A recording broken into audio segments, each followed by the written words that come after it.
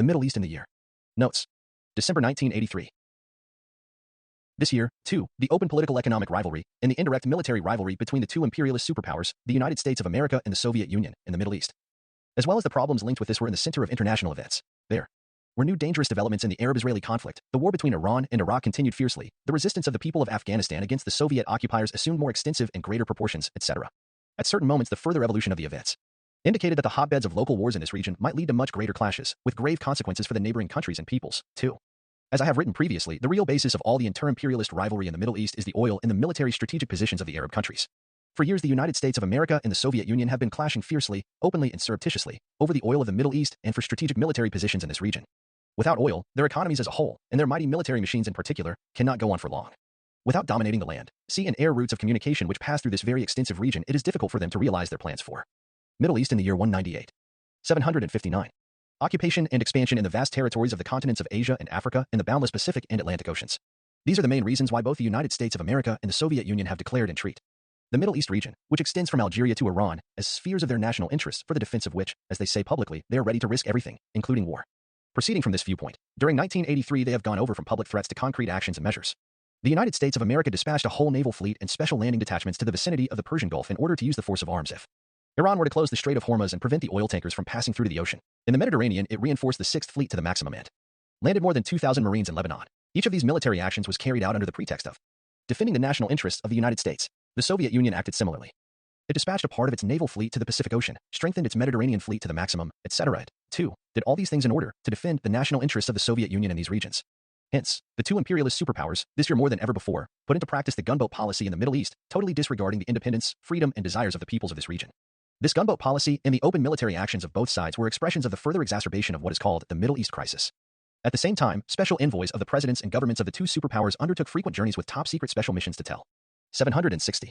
Enver, Hoxha, Aviv, Riyadh, Cairo, Damascus, Amman, and many other capital cities of the countries of the Arab world to offer the aid and mediation of their countries, but in reality to exert pressure and organize new plots against the Arab peoples and, first of all, against the Palestinian people. During the year, I have recorded in my diary some of the moments and events which have impressed me most from the illegal and inhuman activity of the imperialist superpowers in Israel, as well as moments from the heroic struggle of the Palestinian, Arab, Afghan, and Iranian peoples against the plots of the two superpowers. I have also recorded some of my thoughts and feelings, the grief which I feel over the misfortunes which have descended upon these peoples and the injustices perpetrated against them, as well as the great joy which I feel over their exemplary struggle for their freedom and national independence against the savage Israeli, imperialist and social imperialist occupiers and enemies.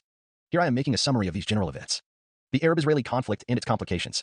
The year 1983 can be considered the year of the consolidation of the de facto occupation of Lebanon by the Israeli armies and the multinational force, which is made up of special detachments of the American, Italian, French, and British armies.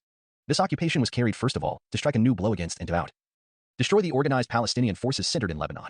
This means the practical application of the second part of the package plan of Israeli, imperialist, and Arab reaction to sabotage and completely paralyze the just struggle of the Palestinian people to return to their own homeland. Middle East in the year 198. 761. After fierce fighting, the Israeli forces, armed to the teeth with the most modern weapons and comprised of about 100,000 men, occupied Beirut and the main part of the southern zone of Lebanon.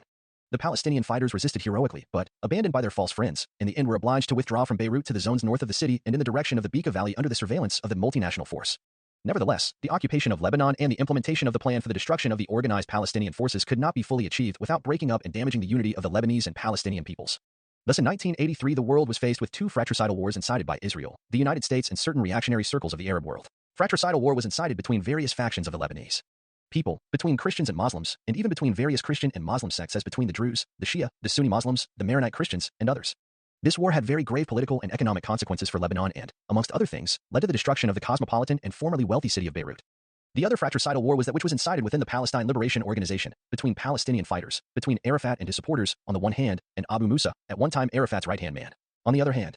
This war ended with the complete withdrawal from Lebanon of Arafat and about 4,000 partly disarmed Palestinian fighters. From all this fratricidal fighting, it was Israel that benefited and the Palestinian people and their liberation movement that lost.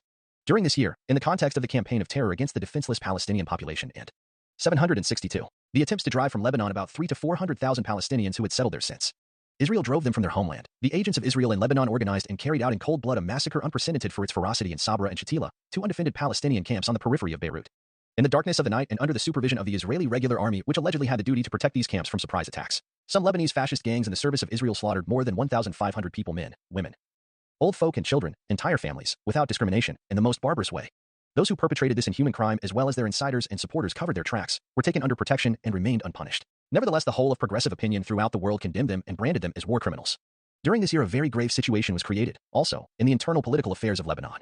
The country remained almost continuously without a government and administration capable of running affairs, caring for the people and opposing the actions of the Israeli occupiers.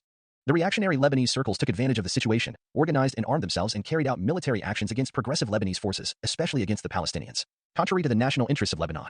Nevertheless, the Lebanese people were not defeated. They took up arms and forcibly resisted the Israeli army of occupation and the other occupiers, especially the American and the French. Israeli, American, and French military targets were attacked, and serious damage was inflicted on them. Hence, the situation became no more peaceful, even though the Israeli army occupied Beirut and the inspirers and supporters of Israel dispatched thousands of peacekeeping specialists to Beirut. Therefore, the Israeli Air Force and Navy and the Air Force and Naval Fleet of the United States of America, which included the aircraft carriers Nimitz, Eisenhower, and Independence, and tens of heavy cruisers, continued to bombard and strike the positions of the Palestinian and Lebanese fighters in the mountains around Beirut and especially in the Bekaa Valley with all their firepower. The American Air Force and Naval Artillery have also bombarded the joint Arab-Syrian forces which have been deployed in the Bekaa Valley with the approval of the Lebanese government. As for the Soviet social imperialists, as far as I can see from their deeds and their bombastic statements, it seems that they are doing nothing at all about these things that are occurring. About the attacks which are being made on the Palestinians and the Lebanese, or even about the attacks which are being made on the Syrians. Why do I say this? I say this because even though the Soviet Union has a treaty of friendship with Syria, it has played and is playing the role of the deaf and the blind. This is not the first time that the Soviet social imperialists have betrayed and left their Arab friends in the lurch. The Soviet social imperialists are interested, more than anything else, in selling them the maximum number of weapons so that they use them up as quickly as possible and then buy more weapons, rather than in carrying out the pledges they make in treaties of friendship, which they sign with one country or another, and in engaging in open conflict with the American imperialists. Now there is more and more talk about a package political plan, said to be prepared and hatched up under the personal patronage of the American President, Reagan. 764. For the settlement of the Middle East crisis. This plan does speak about the creation of a dismembered Palestinian state under the domination of the anti-Palestinian king of Jordan, but its main objective is to guarantee secure borders for Israel. This is the third installment in the Aki. Vehement of the aims of Israel, American imperialism and Arab reaction, for the dispersal of the Palestinian people and the sabotage of their just struggle. Our people have special sympathy for the Palestinian people because they have waged and are waging a resolute and heroic fight, and we have supported and will go on supporting them in the ocean of loneliness and betrayal in which they find themselves today. Even betrayed and abandoned as the Palestinian people are today, they will triumph. They will triumph, for they are fighting for a just cause. For their return to their homeland, the Israeli aggressors usurped with the open support of the American imperialists, the Soviet social imperialists, and the reactionary forces of various Arab countries. The Afghan people will kick out the Soviet occupiers. These days see the completion of 4 years since the occupation of Afghanistan by the Soviet army. The Soviet social imperialists committed this fascist aggression with the hope that everything would quickly be forgotten and that the Afghan people would be deceived and subjugated just as quickly. But they were gravely mistaken. Not for reconciled themselves one moment have the Afghan people to the occupation of their homeland by the hordes of the social imperialists. On the contrary, they have Soviet fought and are fighting arms in hand so effectively that the government has been obliged to dispatch continual Soviet Middle East in the year 198. 765. Reinforcements of fresh troops and the most modern weapons, including chemical weapons, to carry out mass bombardments by means of the air force and artillery, to depopulate, burn, and massacre whole villages. Pursue the policy of scorched earth and to pack the prisons with defiant Afghan fighters. What means have the Soviet social imperialists not used during these 4 years to subjugate the Afghan people? But they have been neither subjugated nor intimidated, and they will not be subjugated or intimidated. During 1983, the armed resistance of the Afghan fighters to the Soviet occupiers assumed more extensive and greater proportions. The powerful garrisons of the Soviet occupation army have been the targets of repeated attacks by the Afghan patriots, and not just in mountainous regions as in the provinces of Paktia, Kandahar, and Herat, etc., but also right in the capital of the country, Kabul. On a number of occasions, the fortress, Soviet embassy, and the reinforced concrete buildings where the general command of the Soviet occupation troops is located have been attacked. Generals, other senior officers, and thousands of soldiers have been killed. Scores of advisors have been taken prisoner. Military airports have been attacked, and aircraft, helicopters, tanks, artillery, and other means of warfare destroyed, while large quantities of weapons have been captured. The very ground is ablaze under the feet of the Soviet occupiers, who are obliged to live in panic amongst a people who know them not as friends, but as savage, perfidious enemies who must be fought to the death. Not for one moment can the Soviet occupiers feel themselves secure on Afghan soil, irrespective of the number of soldiers and the amount of firepower they deployed there. Who?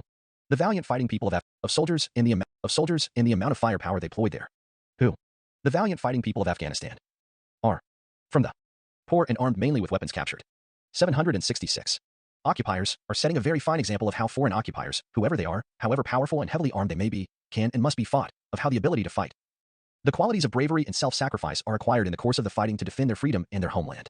Frequently when I read reports or see on the TV shots of the fighting and daring actions which the Afghan fighters carry out against powerful formations or motorized columns of the Soviet army of occupation, jumping from rock to rock amongst the snow and ice, the rain and hundreds of other difficulties, and armed only with rifles, my mind goes back to our glorious national liberation war, to the heroism and sacrifices of our valiant, patriotic, and revolutionary people. Of course, our war was at a much higher level and much better organized and, above all, it was led by our Communist Party on the basis of the teachings of Marxism-Leninism. Our people, rallied in the National Liberation Front, closely united, without distinction as to region or religion, were more conscious about the ideals for which they had to and did fight and about the character of the state which they would build on the ruins of past regimes after the victory. Nevertheless, I repeat that the struggle of the people of Afghanistan is a just struggle, and the Afghan patriotic fighters deserve to be honored and respected by all the patriotic forces of the world. To be supported so that they can step up their liberation war even further until they drive the Soviet occupiers completely from their homeland. And, whether the Soviet social imperialists and their local lackeys like it or not, this will certainly be realized in the near future. The people of Afghanistan will regain their freedom and independence. Middle East in the year 198. 767. On the Iraq-Iran War. The Iraqi rulers began the war against Iran from fear of the influence in their country of the Iranian people's revolution against the Shah and his patrons, the American imperialists, and also with the incitement of the Soviet social imperialists. The American imperialists and Arab reaction in order to overthrow the new Iranian regime. It seems to me that Saddam Hussein and his clique thought that this war would be over very quickly and that the Iranians would soon surrender on account of the state of their army after the revolution, allowing the occupation of the rich oil fields near the border, in Kazakhstan and elsewhere. But it did not turn out like that. The Iranian army withstood the initial attacks of the Iraqi army, launched counterattacks which liberated the border zones occupied by the Iraqis, and continued to drive deeper into Iraq. The war has dragged on for 3 years with heavy fighting and bloodshed, sometimes more quietly, sometimes simply with bombardments, with artillery, rockets and aircraft bombs, the latter especially from the Iraqi side. Already the war has caused very great losses of human life and material damage which is estimated at several tens of billions of dollars on each side. The aims for which Iraq began the war have not been achieved and Saddam Hussein has several times sought mediation to end it. But without rendering account for his deeds and without assuming moral and material responsibility for the damage which has been inflicted on the Iranian people. Quite rightly the Iranians have not accepted this maneuver. However, those who incited this war and set it ablaze and who foster it with arms supplies are also opposed to the ending of the Iraqi-Iranian war. Who are those who want to prolong this war endlessly? 768. They are the Soviet social imperialists, the main suppliers of Iraq with all types of the most modern weapons. They are the American imperialists who by means of Iraq want to carry out the counter-revolution in Iran. To overthrow the present regime and reinstate the barbarous Pahlavi regime, to regain control of the great oil wealth of Iran and the fabulous privileges which they enjoyed only a few years ago. They are the arms monopolies of certain other imperialist countries, such as France, Britain, etc., who sell Iraq supersonic aircraft, missiles and chemical. They are the Israelis who want the Arabs to weapons, chop each other to pieces. Finally, the Arab reactionaries, who are scared to death of the revolutionary spirit and progressive movements of the Palestinian people, the Iranian people and any other people in this region, also want to keep it going. This year the conflict not only continued, but assumed more extensive proportions and became more bitter. Iraq has hit and is hitting inhabited centers and cities outside the war zone and especially a number of oil fields in the refineries at Abadan, the Kard Island, Bandar Khomeini and elsewhere employing modern means of warfare, including supersonic aircraft, missiles and modern warships which it has received from the Soviet social imperialists and the other imperialists. On these occasions the Iranian government has declared officially that if the imperialist powers continue to assist the regime of Saddam Hussein and enable it to attack the Iranian people and their property with such means, it will be obliged to take measures to close the Strait of Hormuz and stop the passage of oil tankers out of the Persian Gulf. Closing the Strait of Hormuz would mean that the Western capitalist countries, including the United States of America, would be deprived of 40 to 45% of the oil needed to keep their industry going. Therefore, they have all ganged up against and increased. Middle East in the year 198. 769. Their pressure on Iran. Indeed, the United States of America has threatened armed intervention. To this end some time ago the Americans deployed a big naval fleet in the Gulf of Oman as well as other special troops and means for rapid intervention in the Persian Gulf zone. Regardless of these pressures, the Iranian government is maintaining a firm stand in defense of the interests of the Iranian people and resolutely opposing the anti-Iranian policy of the two superpowers. The prospects for putting an end to this war are gloomy and its prolongation increases the possibility of military intervention by the superpowers at various strategic zones and points of the Persian Gulf. Increases the dangers of even greater flare-ups and complications in this region of the world and further exacerbates the Middle East crisis. The year 1983 proved once again that the crisis of the Middle East cannot be resolved through the package political plans or the mediation and aid of the two superpowers. On the contrary, they are trying to prolong this crisis as much as possible because only in this way can they realize their plans to sabotage and undermine the movements for national and social liberation of the Arab peoples, continue to ensure colossal profits from the trafficking on arms and maintain their control of the extraction and processing of Arab oil, which entails the enslavement, oppression, and exploitation of the Arab peoples. However, the crisis in the Middle East can never be solved until the martyred Palestinian people regain their homeland stolen from them by the Israeli aggressors, and this will be achieved only when the political, economic, and military influence of the superpowers and the other 770. Enver Hoxha, imperialist powers, has been dealt powerful blows and been totally rejected by all the Arab peoples. In this sense, this year showed that the primary question which faces the Palestinian people, the Lebanese people, the Afghan people, the Iranian people, and all the other Arab and non-Arab peoples of the Middle East is to avoid falling again into the traps and the misleading and disruptive plots of the superpowers, the United States of America and the Soviet Union, and Israel. They must establish and strengthen genuine unity and overcome the united forces of Israel, the American imperialists, the Soviet social imperialists, and the local feudal bourgeois reactionary circles. Only resolute, uncompromising struggle, based on genuine Arab unity, will lead them to victory, to true independence and freedom, so that they can utilize their colossal wealth, their oil, for their national development and social progress. The events of the last 2 years in the Middle East and their further development cannot fail to have consequences in the region surrounding this zone. 2. The Mediterranean, Europe, Africa, and elsewhere. In the Mediterranean, they have been exploited by the two imperialist superpowers to increase and strengthen their naval fleets to such a level as to create serious concern and grave threats to all the Mediterranean peoples. Europe has been filled with HW land and air bases, and the number of long and medium-range nuclear missiles has been increased. The arms race has assumed still greater proportions and, even though the capitalist revisionist world is in a grave economic crisis, the arms production industry continues to grow and bring the capitalist magnates colossal. Middle East in the year 19. Profits. This whole arms race is being carried out mainly by reducing the funds which ought to be spent to raise the standard of living of the working people, especially in the sectors of services, health and education, the production of cheaper consumer goods, etc. The question presents itself: how long will the working masses put up with this crazy arms race of the monopolies producing arms for profits, which is at their expense? Certainly this cannot go on for long, and without doubt the peoples will rise. Then the capitalist revisionist bourgeoisie will be obliged to take new, more severe measures of oppression and will seek new ways to get out of the crisis. One of these ways will be the threat of the outbreak of a new world conflict.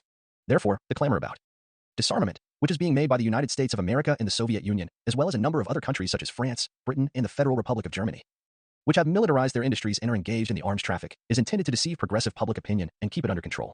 We see that French imperialism, too, has entered the race to capture new markets. France has begun to pursue its old colonial policy and is trying, directly or indirectly, to return to all those countries which were the French spheres of influence, or, as they are called, the French-speaking countries, in the Near East, Lebanon, and some countries of Central Africa. Today, apart from selling them weapons and trying to reintroduce French culture, France has sent detachments of parachutist troops to those countries. They include the detachments which have been sent to Chad, where a bitter struggle for influence is being waged between France and Gaddafi of Libya, and those dispatched to some other African countries. Hence, France is seeking to regain the place in the sun which it had before the Second World War. 772. Enver Hoxha. Apart from Chad, there are other hotbeds of war in Africa. They are Angola and South Africa, Namibia, Mozambique, Somalia, and other countries in which the situation is critical. In Tunisia, major clashes broke out between the masses of the people and the local police and army over the increase in the price of bread and flour. The clashes ended with many deaths on the people's side, and President Bourguiba was obliged to annul the government decisions on increasing the price of bread and flour. In Morocco, there was a major bloody clash between the army and the people, mainly the student youth, for the same reasons. In fact, in both cases the main reason for the clashes was the resistance to oppressive measures and police violence. In the Balkans, the imperialist superpowers are fanning up the flames and want to turn it into a powder keg again as it was in the past. On this peninsula, a particularly negative role is being played by the Tidoites who, in order to escape from the grave internal political and economic crisis, in collaboration with other reactionary and fascist forces, are fanning up the flames in the direction of our country. It is self-evident that all these developments, these events and situations make it essential to enhance the awareness of the peoples that the imperialist superpowers are threatening the world with a terrible new conflict, although they are afraid of it because it would be catastrophic for them, too. The superpowers and the other imperialist powers have become more arrogant and aggressive everywhere in the world, in Asia, in Africa, in Central America, and elsewhere. Therefore, today more than ever, it is up to the progressive and revolutionary forces and the genuine Marxist-Leninists to arouse progressive opinion worldwide. In the first place, the proletariat, the working class, the oppressed and enslaved peoples, to cry halt to the crazy, predatory, warmongering policy of the United States of America, the revisionist Soviet Union, all the other imperialist and revisionist powers, as well as national and international reaction. Our people, led by their party, are standing vigilant, working for the ceaseless strengthening and flourishing of the economy in the defense of their socialist homeland, well aware of the dangerous situations and plots of the imperialist and revisionist powers and superpowers. All the other reactionary forces. Our country pursues a foreign policy of friendship with all other countries and peoples, and especially the neighboring countries and peoples. It does not interfere in their internal affairs and allows no one to poke their fingers or meddle in the internal affairs of Albania. The People's Socialist Republic of Albania fights to defend its rights, its freedom and independence, and the victories achieved in the construction of socialism. Therefore, it is strong and fears no one. At the same time, it has supported the liberation struggle of all other peoples and will continue to do so in the future. Reflections on the